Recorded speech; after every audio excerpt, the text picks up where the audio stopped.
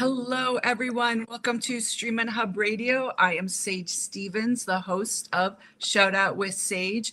And today, my guest is a true storyteller in every sense of the world, both. She is an actor, writer, filmmaker, and entrepreneur. You may recognize her from the hit Showtime show Billions, where she held her own alongside industry heavyweights Paul Giamatti and Damian for an incredible 7 seasons. But acting is just one of her many passions, and as a filmmaker, she has created over 14 short films. Her most recent film, which she wrote and stars in, titled I Regret to Inform You, is set in a dystopian future where everyone gets a courtesy call 24 hours before their death. I have watched this film. I love it. I have a bit of a dark sense of humor, so it's right up my alley, which is sort of why we're here today.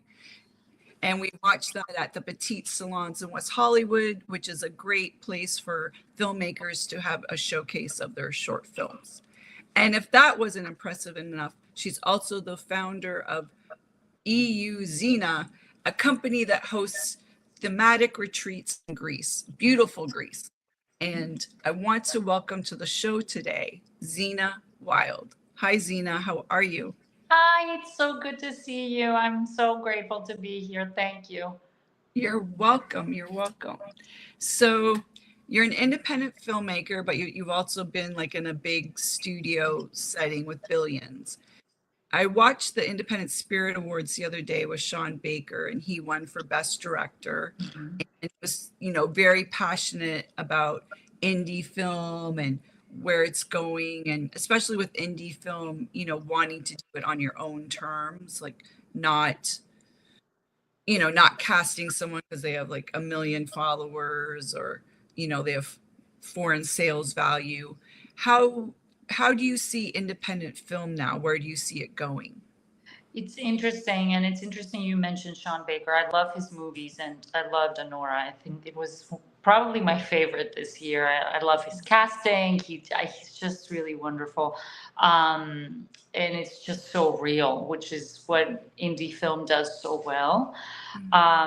What I do see, and what I've seen in the last maybe 10 years, is that there is a real change of what we used to call a big production is now considered an indie. So it's quite fascinating. Like it's becoming harder and harder is what I'm trying to say. But there are still the people that are almost the founders. For me, like I use as an example, my favorites are the Duplass brothers, and they do it so well, and they're so sincere, and they're so in touch with reality. And I think that is the true heart of indie filmmaking, because I think that it's like a byproduct of social media. I think that it's become a thing that even for indie films now, they are asking for people that have followers and this and that, because everyone is just trying to make their movie. So it's not necessarily like out of anything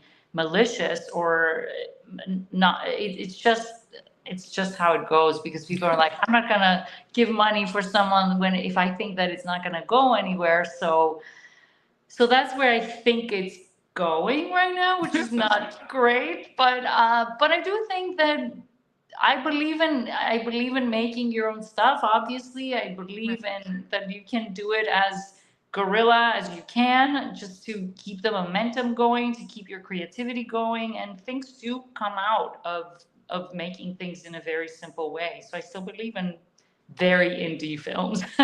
Very good. Good to hear that.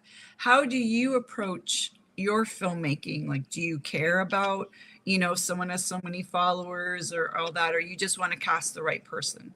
I want to cast the right person for sure. The followers I don't really care about it, because it's all, I'm not asking for any funding in particularly. It's like it's all done with a lot of friends that we're all making very little, so it doesn't really matter for us. It's just like, how can we make the best movie? And sometimes also I think that, and that's particularly amazing with indie filmmaking, if you go after the art, it becomes a better movie than if you go after the show. So less business, more show.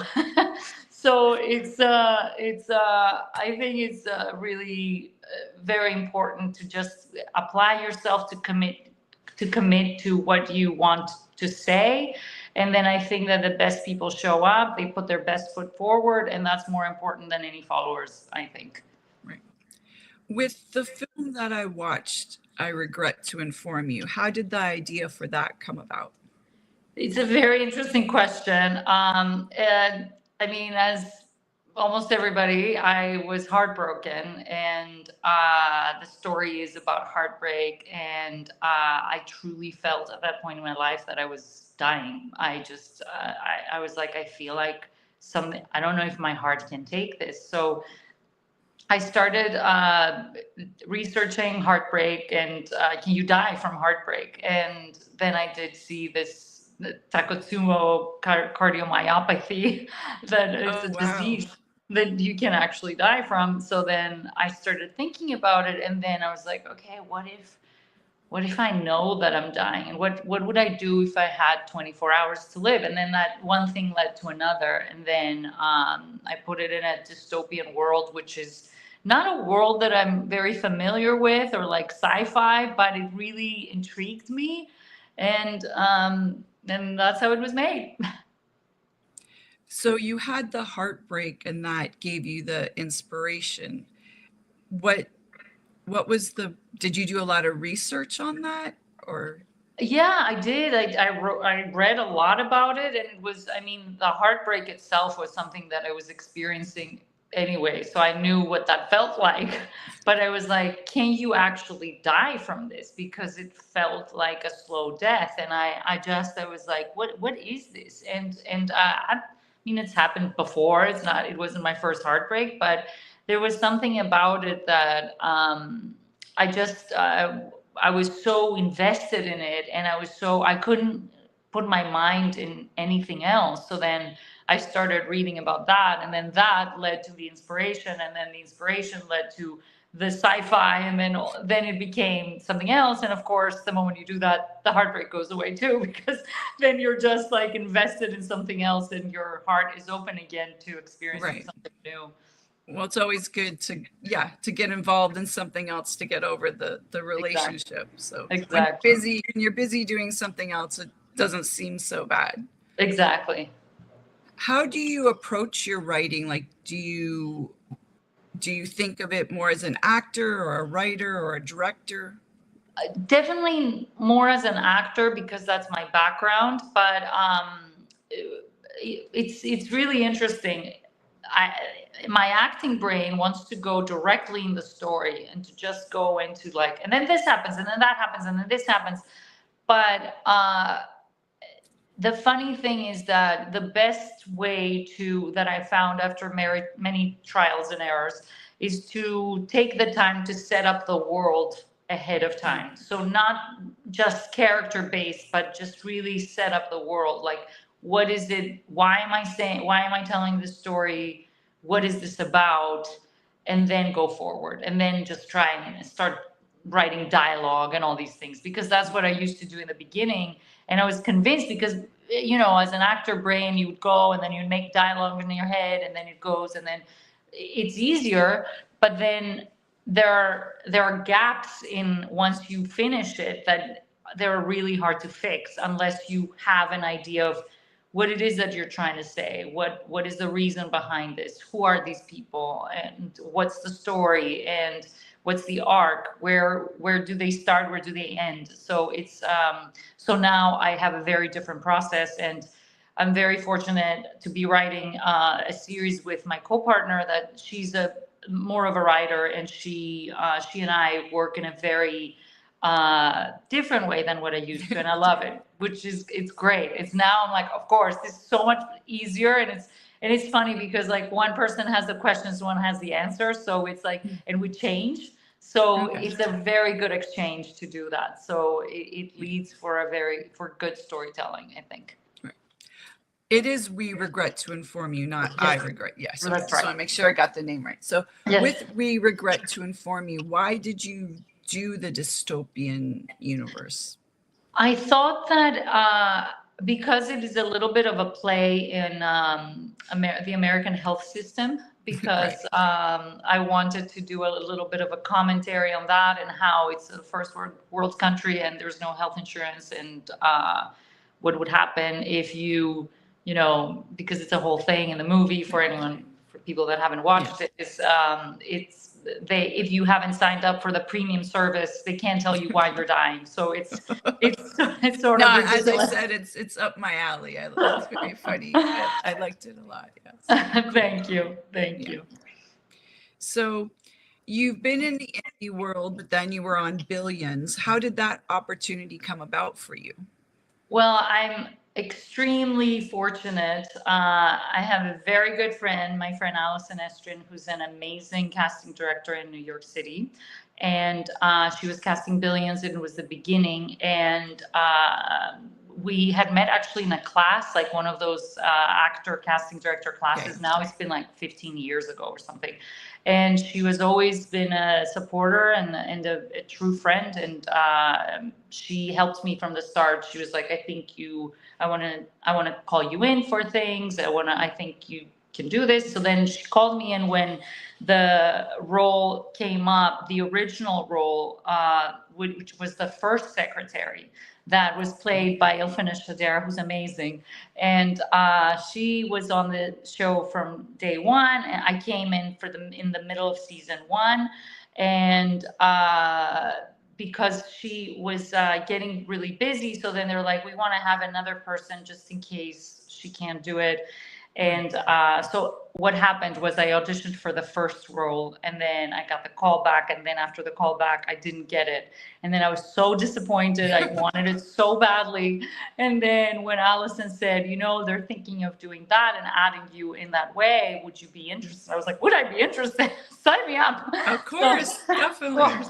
So it was amazing. I'm so incredibly grateful. It was an amazing experience, amazing experience. I learned so much, and I have no words other than immense gratitude. Well, how did the role that you have develop over the seasons, and how did you approach that? So it was interesting because a lot of it was a lot of silent moments, a lot of observing, a lot of being there, but you know, not speaking doesn't mean that you're not acting. Exactly. acting. Yeah. The reaction shots. Yeah. I'm an actor. I took enough classes. Exactly. And it's also like, especially when you're near heavyweights like that, like, you know, Damian or everyone else on the show, like, because I was team Damian. So that's why I'm mentioning Damian more, but of course we had some scenes where Paul was around too, but it was amazing for me. The first little while, I was really just I was learning, I was observing, I was learning, I was what exactly did you learn from being around people like that? It's a good question. One of them that I remember actually asking Damian about this was how to be a leader, because he's an incredible leader, I think, and I could see that right away. And it was mesmerizing. He would set the tone for the whole set, and everybody was in a good mood because of him, and things were working really well, and it was just a really fun experience. And that's why I think the show was such a success. Everyone wanted to be there, from the person that had no lines to the to people that were in the background, to people that had little lines or no lines, to then the guest stars and all the main people. But for me, it was amazing. The first seasons, it was a lot about learning how to be there, to be present while this was going on, to participate without necessarily being so vocal. Then it became more vocal. Then I became more of the presence in the show as well. So I was very fortunate that they were giving me opportunities to do that. So it was every week was super exciting. It was great. So when you're on set, would you say then it's really important, you know, to be a part of, you know, be mingling, to be networking? And You know, what I think I've learned the most is that the most important thing to do is to be respectful, because I think that that's really important. Everyone is working there, from the gaffer to the number one on the call sheet. Right. Everyone is working there, and they're all working really hard, and they're all putting in their good effort. Right. No one wants to hear your bad days or whatever, your complaints, and to show up wanting to do good work, and then it's not about you. If even you're part of a big thing, that you're just like all the actory stuff that I hate to say it, but we actors tend to be a little bit like, oh my God, and my anxiety and my this and that. And it's like, take a breath, to just do whatever, go to your room, take a breather, and then show up and do your work. It's not about anything else other than that. And that's what puts you in the present also, and not in the future, not in the past. And, not to show up and be like, what is going to happen next week? Are we coming? Where are we going to be? And, yeah, I've been around people like that. It's a lot. It's like, it's a lot. Yeah, it's an energy sucker, and doing something that it's hard, because sometimes we would be on set for 16 hours per day.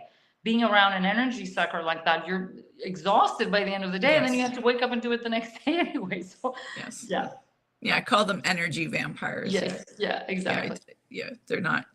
What else did you learn with being on set in regards to writing, and how writing affects the actors? Well, we were super fortunate. We had the best writers. So, and creators. Brian and David are incredible. They're so smart. They are just real pros. So, and learning from the best in that way as well is so incredible, because, and I am mentioning smart again, because they're both tapping in on a world that it makes it so natural to hear that language that was so specific, that I'm like, that takes so much work. It's just out of this world. Did they come from that world? I don't know. No, but from, not that I know of, I don't want to speak for them, but we did have experts on the show that were advising, finance experts, especially. I remember the first 2 seasons, there were people on set that they were talking about the stock market and things that us actors, we don't know about. Like, why would we know about these things? So I learned that, it's really important to keep the authenticity, and to really study, kind of what I was saying with the short, that I went in and read so many articles about this Takotsubo cardiomyopathy that I was like, I'm not a doctor, but I play one on TV. Exactly. Exactly. But I play a finance person on Billions, so I should, I'm like going to ask you for a stock tip right now. Oh my God, the amount of times people ask me that they're in finance, and they ask me, so you know so much about it. I'm like, oh my God, no, I don't. I have no clue. But yeah, that's funny. With your short film, how do you pick a subject? Like, I mean, the last one obviously was, based on emotion and personal experience, but you've done 14. So are they all based on personal experiences? No. Even though they say, rule of thumb, if you're writing a movie, write what you know. So right. That's definitely where I started from. So they're not all personal experiences, but they have to derive from yourself. I mean, you are the vessel. So there's got to be some kind of connection with what you're going through in the moment, or what interests you. So for me, it's like, what is interesting to me right now? What am I interested in exploring? How do I want to spend my time? What makes it what makes it interesting to me, because it's kind of tedious sometimes, and you got to make sure that you're interested in the subject and you like it and you want to read more about it. So it kind of is a little bit of a selfish thing of like, what do I like right now? What interests me to go deeper and make it more creative and connect the dots a little bit. It's almost like a giant puzzle, I find it. Okay. I know earlier, before we started the show, you mentioned to me that you were going to France for Series Mania because you're working on a series right now. Can That's just right. give a little bit more info on that? Yeah, so my writing partner, she lives in Europe, and she's European, just same like me. She's half British, half Greek. I'm Greek, and so she and I were partnered from a producer in Greece that I truly love and respect, and they do some incredible work there. Their company. And I had an idea for a series, and I pitched it to him, and he's like, I think that this is really great, and you need another co-writer to do this because it's too big of a project. So he partnered us, and we really kind of fell in love artistically, and we've been working on it since July, and then now there is this a festival forum. It's called Series Mania. It's a very well attended festival in France, and we're going there to meet with producers, to pitch the series, to take it to the next level, because it's now time that it's ready to get out into the world. So let it graduate. Right. What would your tip be to someone that's writing and wanting to pitch something? What's a big tip you would give them?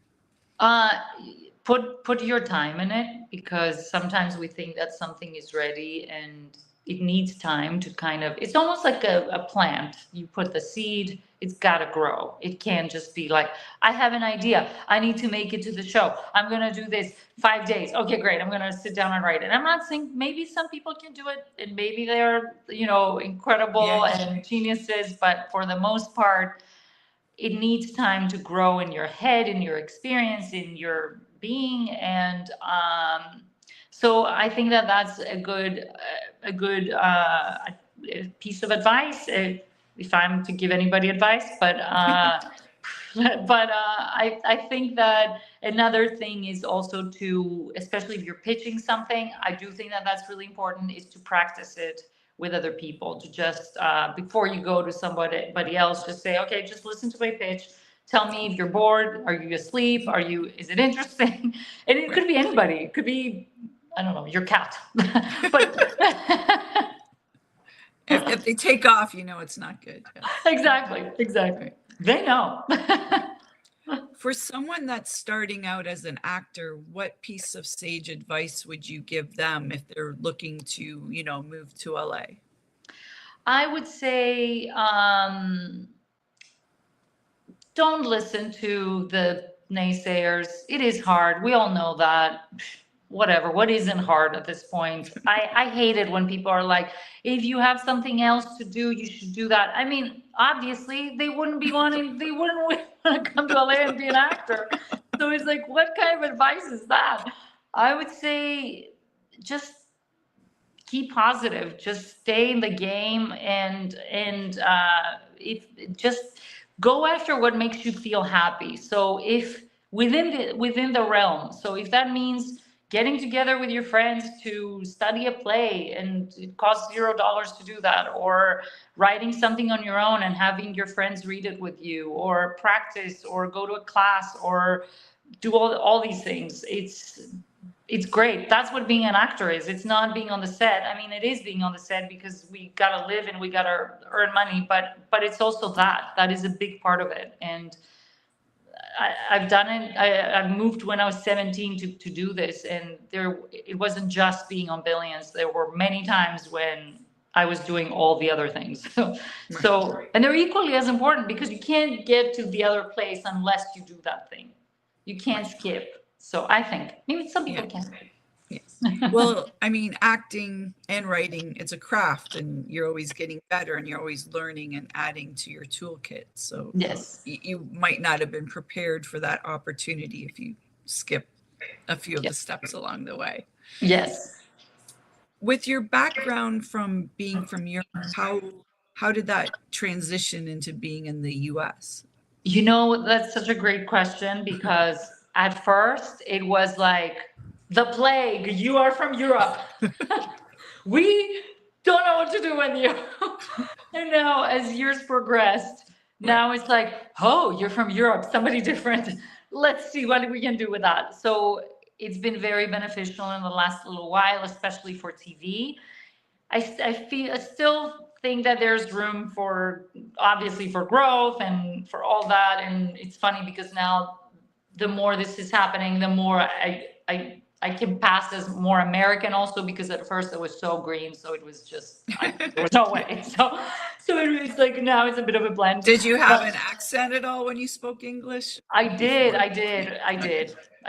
So and you know, I went to theater school, and I went to another theater school. I went to undergrad for theater, like all these things, like so much schooling. And then you got to do a voice coach, and you got to get a this coach, and you got to get a that coach. And I did all of that. And then all of a sudden the industry just changed, and they're like, oh no, we want diversity, more Greek.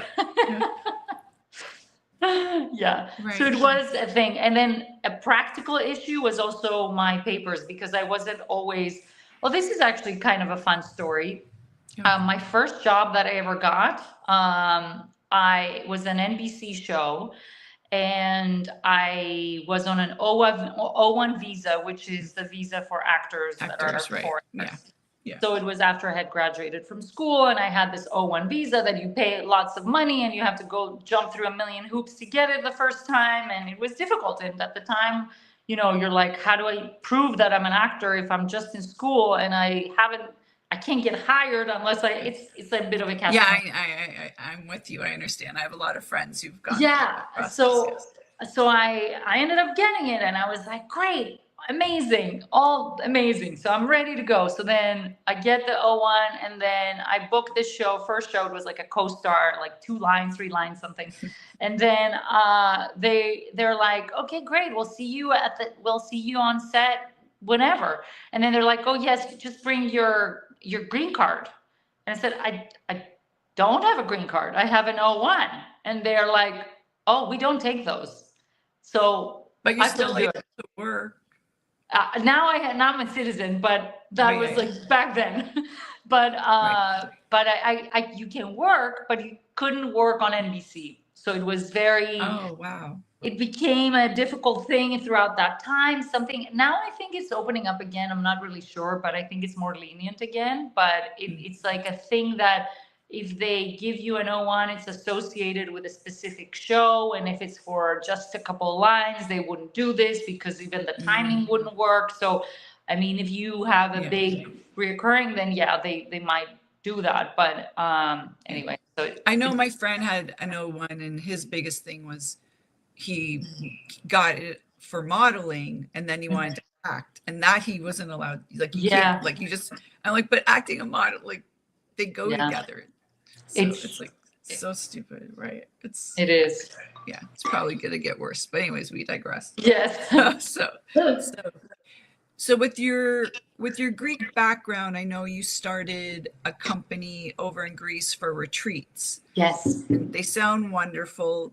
Walk us through, one of your retreats. Sure. So, the idea kind of started when, after COVID, the industry had closed down, and so there was that break, and then we had the huge break from the strikes. So then I was like, okay, I gotta do something else. What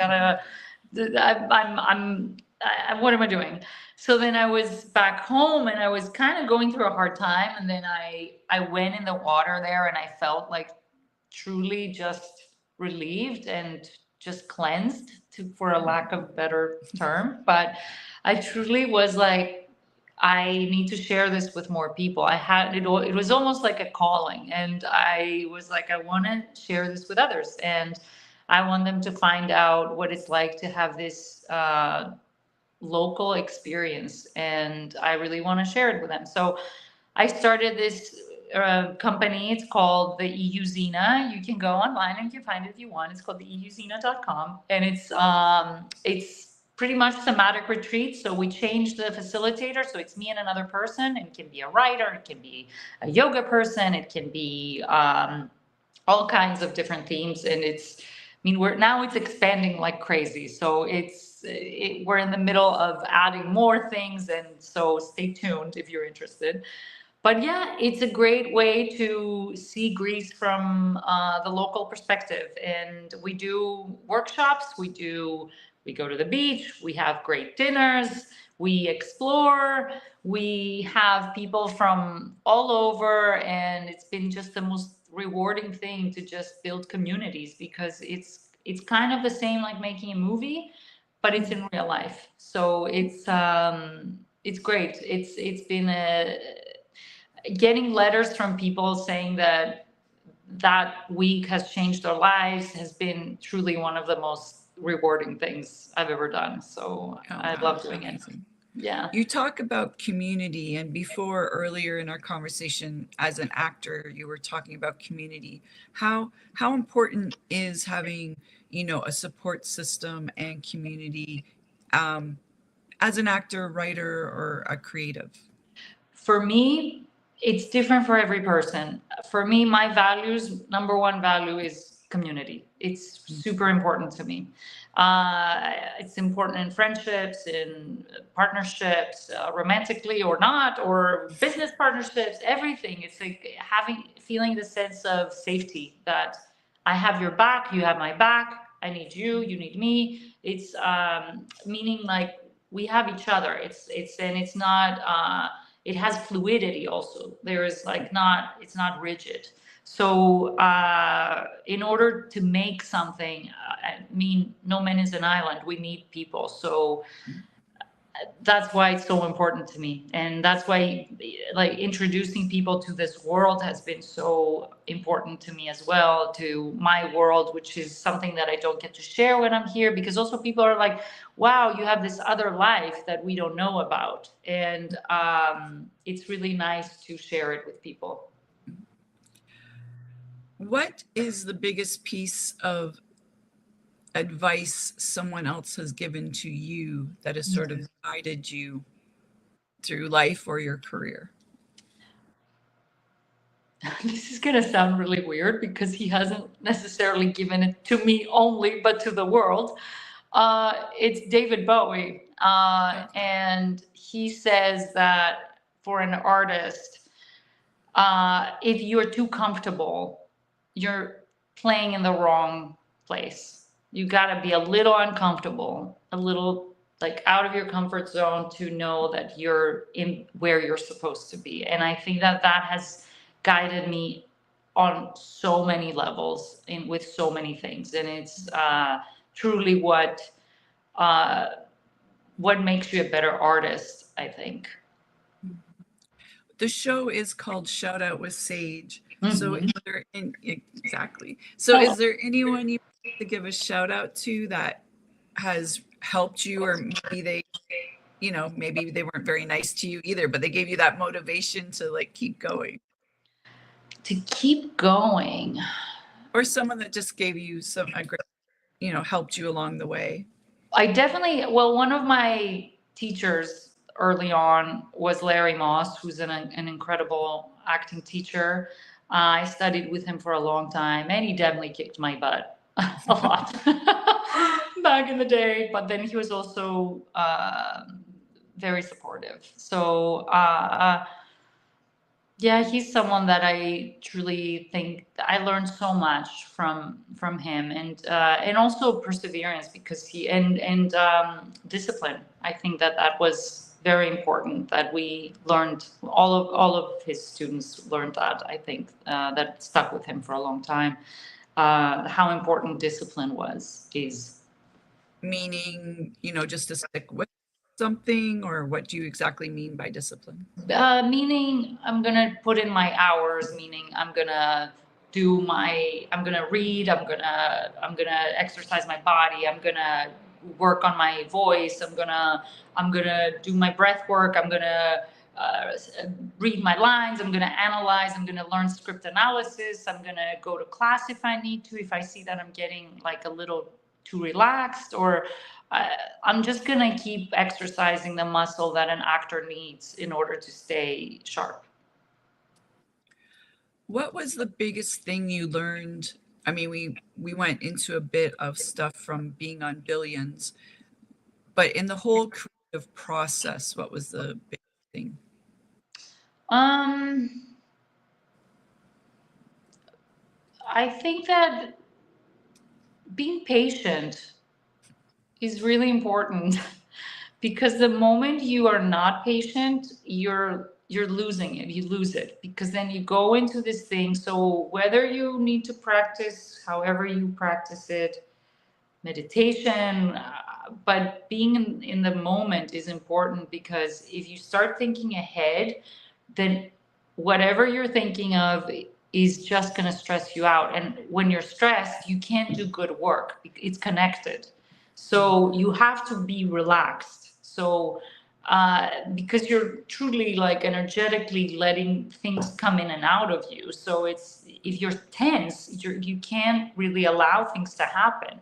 So it's really a life lesson, I think, but it's truly just staying in the present moment. And it's really hard. It's not easy because we all have stress factors and we need to pay bills and but it's like, okay, I understand that, but I'm going to play a game with myself and I'm going to go the other way, and I'm going to just not touch it. It's just like I'm not going to go there. So I think that that's the most important lesson. With your filmmaking, how do you put it all together, like as far as financing and distribution and all that? So with distribution, we've been lucky enough to get it from the festivals that somebody's interested and they're taking it on, or whether it is on Amazon, that they're kind of flexible these days. So that's one way. But with putting it together, it's truly having a team of people that I know and trust. So I always go to the same people. So it's just my friend Jack, who's the DP, that was the DP in the short film that you saw. So he's an incredible artist. He's so good. And again, speaking about community, he has his people as well. So he has his whole team. So he comes in as a package, and he has everything. He has it all in his house, and it's amazing. And he has a baby and a wife. I don't know how that's possible. He does it all. It's just it's like putting it together. Like you don't have to spend $1 million to make something. You can just be savvy. Ask for favors in the beginning if you have to. Then little by little, it will get you somewhere. And then you will start getting a little bit of support here and there. And then maybe you find someone that wants to do something of that they're like, oh, I have written something, but do you want to be in it? And we can co-write it or whatever. Right, exactly. One thing leads to the other. So I think that that's the way. But the most important, I am a Taurus. I'm very realistic. So the most important is don't break the bank. You don't have to. Well, it's not important to the story. Like, you can have a good story without all the bells and whistles. I mean, the bells and whistles help, but you have a good story. It's true. And again, to go back to community, that's where community ties in together, because everybody wants to make stuff. So if you have a good product and if you just sit together with the other people, then you can make something beautiful, and then you put in your time, and then you don't have to spend a lot of money, and then this thing, it can do really well, and then you go, and it's all, that's how it happens, you know? Right. So we met at the We Regret to Inform You screening. What's going on with the movie? So this is also now a series or a movie. Like, now we still don't know, but I think I mentioned also in the question and answer afterwards, because I've been focusing so much on the other series that we're pitching in France in 2 weeks, I've been a little bit kind of putting it on the back burner for now, Mm. but it is in development as well. So I am working with the producers that I was working on in the other one. So we're trying to do as much as we can, but we can only do so much at the same time. So right now it's a little bit like, okay, well, after the 2 weeks after I can come back from France, then we can pick up on that again. But it is like, it's in development, and the idea is to get a writer's room at this point and just go forward and develop it, and yeah. So to take the short film and then develop that into a larger project. Yes, into a series. It's like to use the short as a proof of concept and then go forward. Mm-hmm. With the proof of concept, and then to take that into a feature film, how do you keep the main themes of it in and take it into a larger package? That will be an interesting question, because it's not a cookie cutter answer. So it really depends on how the development goes. I mean, and it also, we haven't even done the festival rounds yet to see how well it does in festivals. So depending on how the response from that, then we can see what the discussion is, because some people are really wanting it to go towards a TV series, and some people are really wanting it to go towards a feature. So I've written it originally as a feature, which is interesting. And then I was like, I really want to make it happen, so let me make it as a short. But then when I did the short, then the producers were like, we think that this is an excellent proof of concept for a series. So it's a little bit muddled right now. So Right. We'll see where it goes. Yeah, it's a little early to know. But to answer your question, sometimes you can be like, this is the clear story, and this is what it has to be about. And this is about this character trying to see what she's doing in the 24 hours, but it could go a totally different direction. So Yeah. You're just open to. yes. Okay, very cool. So how do we find you online? So you can find me on Instagram at ZINA WILDE. Yeah, I respond to everybody. If you want to say hello. You might not want to say that out loud. That's true. Maybe not. But no, I'm happy to if anybody has any questions or anything, I'm open to answer. Ring. Brainstorm. Yeah. Yes. Brainstorm anything. Yes. Cool. Well, before we leave today, I want to say thank you to Rage Hats. They're one of my sponsors, and to Meta H2O. And I want to thank everyone for joining us today, and to ZINA, thanks so much. It was great to pick your brain and learn a bit more about Billions and your films that are coming out. And I really, really loved We Regret to Inform You. I thought it was well written, and it had, like it was a commentary and a sort and a satire on the healthcare system. Yes, so I really enjoyed it. So I'm so grateful you had me on. I had the best time. You are amazing, and I love your interviews and I love your show. So I'm excited to keep watching and listening. Cool. Thank you. Thank you. Thank you. Thanks everyone for joining us today, and we will see you next time. Bye. Bye.